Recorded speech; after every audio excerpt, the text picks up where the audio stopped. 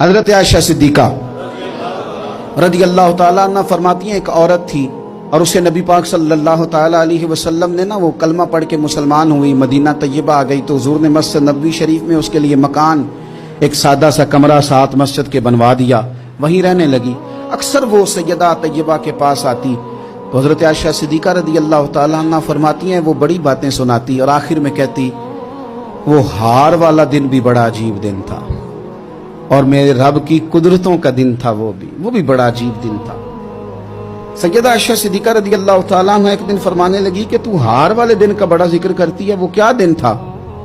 تو خاتون کہنے لگی اماں جی وہ دن تھا جب میرے رب پر بھروسہ اور مضبوط ہو گیا،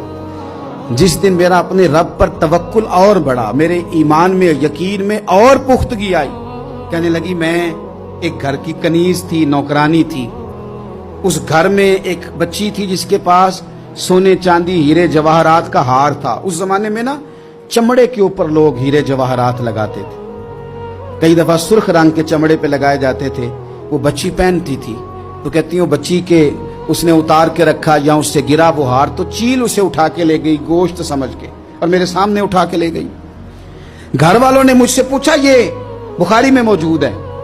گھر والوں نے پوچھا مجھ سے کہ وہ ہار کہاں ہے تو میں نے کہا چیل اٹھا کے لے گئی۔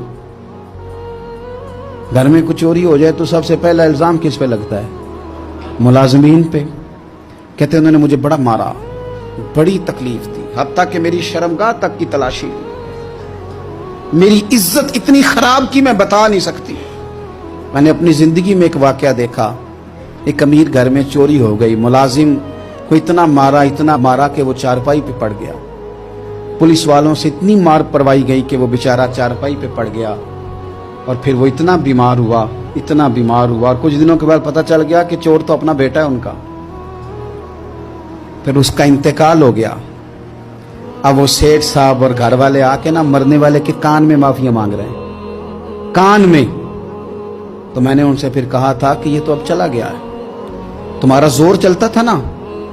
تو تم نے قانون خریدا اور تم نے اسے جتنا ہو سکا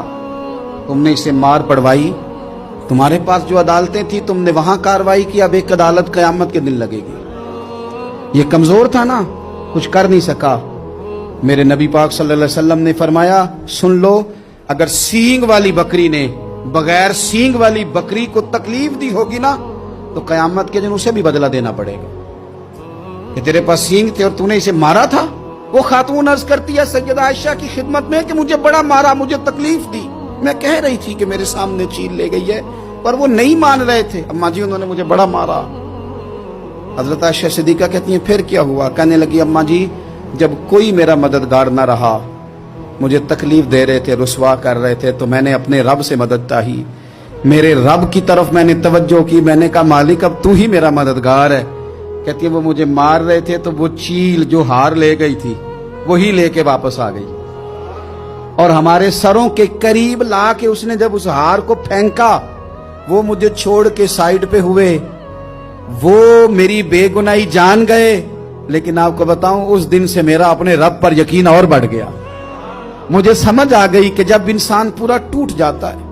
اور جب کوئی چاروں جانب اس کا مددگار نہیں ہوتا تو رب تو ہوتا ہے نا، اللہ تو اس کا مددگار ہوتا ہے نا،